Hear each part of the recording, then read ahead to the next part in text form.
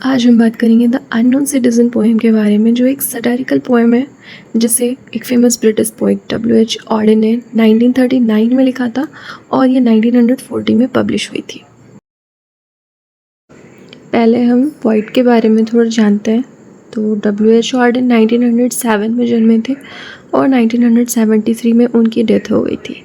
ये 20th century के बहुत ही फेमस पोइट थे।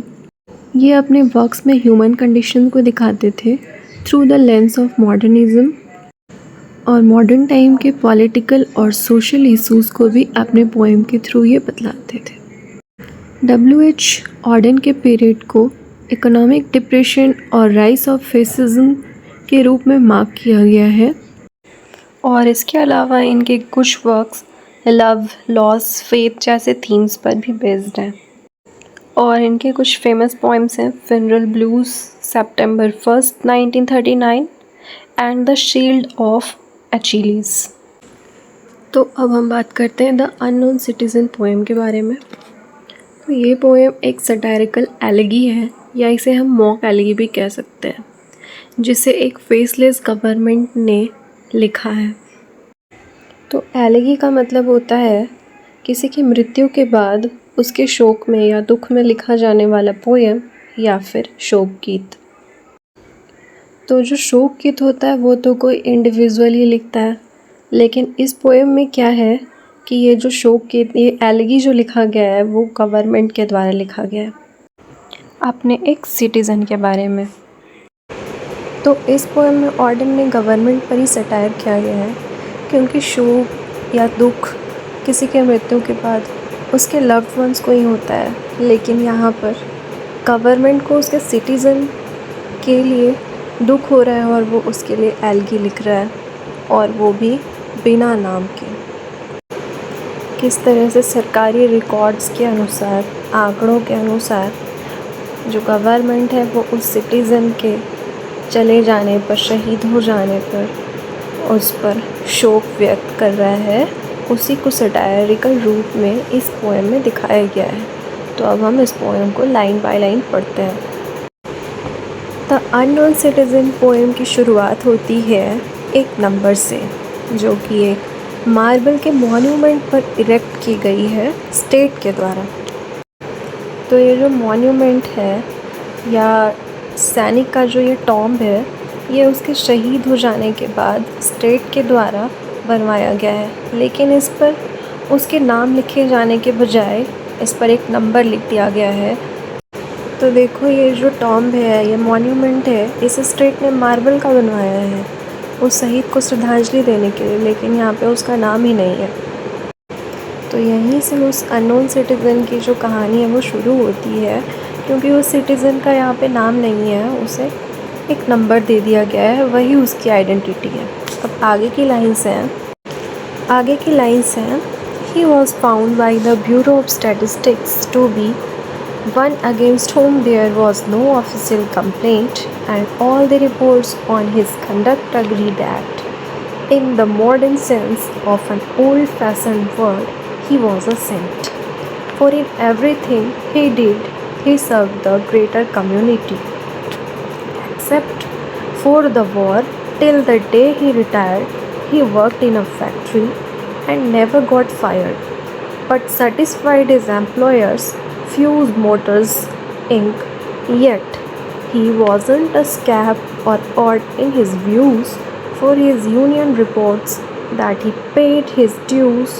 Our report on his union shows it was sound, and our social psychology workers found that he was popular with his mates and liked a drink.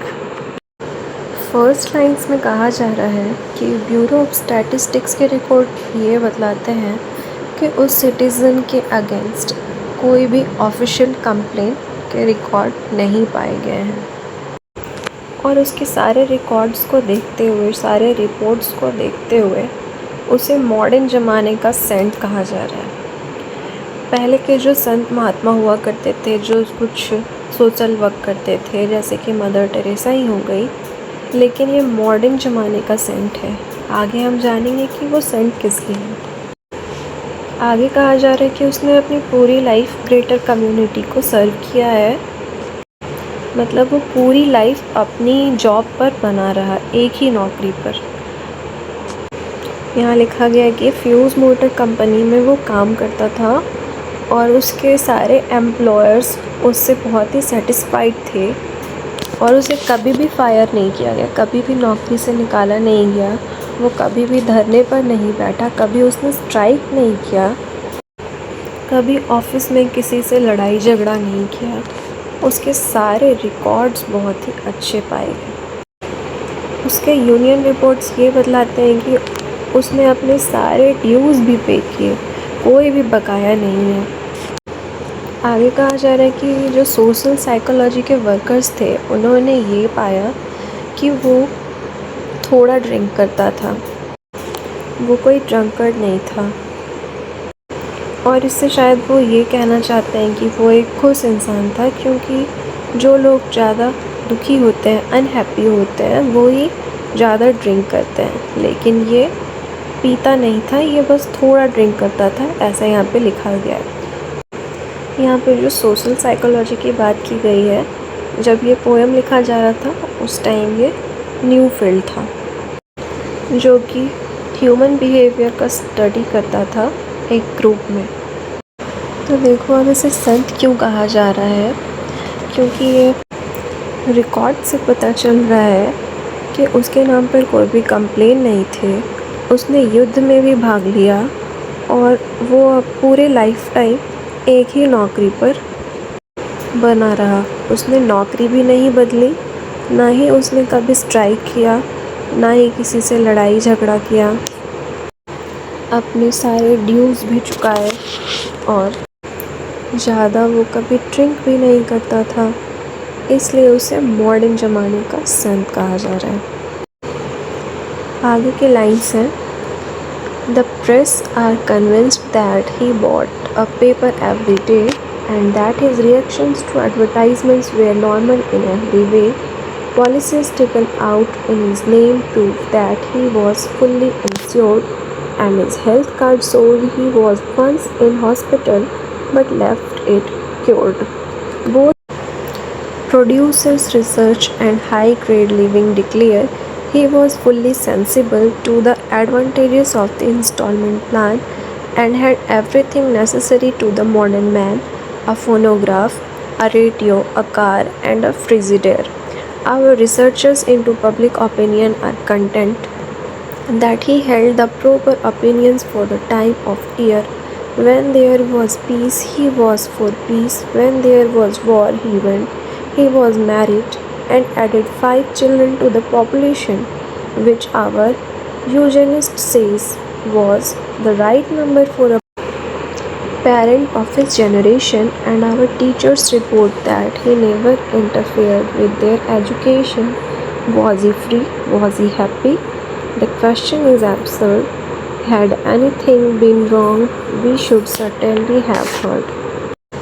तो इन lines में ये बताया जा रहा है कि प्रेस के रिकॉर्ड से या न्यूज़पेपर छापने वाली एजेंसी के अनुसार ये बताया जा रहा है कि वो हर दिन न्यूज़पेपर लेता था और उसमें जो भी एडवर्टाइजमेंट आते थे उसे ध्यान से पढ़ता था और उस पर रिएक्ट भी करता था। उसके हेल्थ कार्ड के रिकॉर्ड से ये पता चल रहा है कि वो ज़्यादा बीमार भी नहीं पड़ा, वो एक बार हॉस्पिटल गया अपने पूरे लाइफ में और वहाँ से भी वो ठीक होकर वापस आ गया। अब जो प्रोड्यूसर्स हैं उनके रिसर्च से ये पता चलता है कि वो इंस्टॉलमेंट प्लान्स के भी एडवांटेजेस लिया करता था और उसके पास वो सारी चीज़ें थी जो एक मॉडर्न मैन के पास होनी चाहिए। उसके पास फोनोग्राफ था, रेडियो था, कार था, फ्रिज था। तो रिसर्चर्स के अनुसार उस टाइम जो उसके ओपिनियन थे वो बहुत ही अच्छे थे। जब तक वहाँ पे शांति थी वो शांति के साथ था, जब वॉर शुरू हुई तो वो वॉर में भी लड़ने चला गया। उसने शादी भी की थी और उसके 5 चिल्ड्रन भी थे और यहाँ कहा जा रहा है कि 5 चिल्ड्रन हैं तो वो अपने पॉपुलेशन में भी सर्व कर रहा है। पॉपुलेशन में सर्व करने के लिए 5 चिल्ड्रन एक राइट नंबर थे उस जनरेशन के पेरेंट्स के लिए। आगे टीचर्स की रिपोर्ट्स की बात की गई है कि वो कभी भी अपने चिल्ड्रन के एजुकेशन पर कोई भी इंटरफेयर नहीं किया करता था। इन लाइंस के थ्रू या इन रिकॉर्ड्स को बताकर, इन रिपोर्ट्स को बताकर जो गवर्नमेंट है वो सिटीज़न की प्रशंसा कर रही है कि उसने इकोनॉमी में सर्व किया। कैसे? न्यूज़पेपर लेता था, उसमें जो भी एडवर्टाइजमेंट आया करते थे उस पर वो रिएक्ट करता था। मतलब कि मॉडर्न मैन के पास जो जो चीज़ें होनी चाहिए, फ्रिज, टीवी, कार, वो सब उसने एडवर्टाइजमेंट देख कर ली थी। इसलिए वो न्यूज़पेपर का भी सही इस्तेमाल कर रहा था उस गवर्नमेंट के अनुसार, और उसने पॉलिसीज़ भी ले रखी थी। इस तरह से वो इकोनॉमी को सर्व कर रहा था और उसके 5 चिल्ड्रन थे। इससे वो पॉपुलेशन में भी अपने हिस्सेदारी को दिखाता है। और लास्ट लाइन में जो कहा गया was he free, was he happy, ये क्वेश्चन बिल्कुल ही एब्सर्ड है, क्योंकि गवर्नमेंट यह मानती है कि ये जो रिकॉर्ड्स हैं उसके अनुसार उसके पास सारी आधुनिक चीज़ें थी, नौकरी थी, उसने शादी कर रखी थी, कभी वो हॉस्पिटल नहीं गया, लाइफ में एक बार हॉस्पिटल गया, कभी बीमार नहीं पड़ा, और गया भी तो ठीक होकर आ गया। तो क्या वो खुश नहीं था? क्या वो फ्री नहीं था? क्योंकि उसके पास सारी चीज़ें थी, वो ख़रीद सकता था सारी चीज़ें। उसने कभी किसी से लड़ाई झगड़ा नहीं किया, कभी स्ट्राइक नहीं किया। इसका मतलब वो खुश था, उसे किसी चीज़ की दिक्कत नहीं थी, वो फ्री था, इसलिए उसने कुछ नहीं किया। ये सब उस टाइम पे गवर्नमेंट का कहना है। इन्हीं सब चीज़ों को देखते हुए लास्ट टाइम में कहा गया है कि क्या उसके साथ कुछ गलत हुआ था। तो फिर रिकॉर्ड्स को ही देखते हुए गवर्नमेंट कहती है कि अगर कुछ हुआ होता तो उसके रिकॉर्ड से हमें ज़रूर ही पता चल जाता, इसलिए वो ज़रूर खुश था और फ्री भी था। इस पॉइंट में ऑर्डन ने मॉडर्न ब्यूरोक्रेटिक सोसाइटी पर क्रिटिसाइज़ किया है, सटायर किया है, क्योंकि उसने इंडिविजुअल की पहचान को आंकड़ों में सीमित करके रख दिया है। ना उसका नाम का कोई पता है, ना ही उसके इमोशंस के बारे में कुछ पता है कि वो खुश था, दुखी था। जो रिपोर्ट्स हैं उसे देखकर ही ये पता लगाया जा रहा है कि वो खुश था। तो इस पॉइंट के थ्रू ऑर्डन मॉडर्न सोसाइटी में एक सिटीज़न की जो कंडीशन है उसे ही दिखा रहे हैं, किस तरह से वो लॉस ऑफ आइडेंटिटी को फेस कर रहा है, और इसमें वो कंज्यूमरिज्म की थीम को भी दिखा रहे हैं, और यही बतला रहे हैं कि मॉडर्न टाइम में जो इंडिविजुअल की जो कंडीशन थी वो कितनी आयरनिक थी, कितनी दुखद थी। जो ब्यूरोक्रेट्स थे उसने किस तरह से इंडिविजुअल्स पर, सिटीजन्स पर अत्याचार किया था,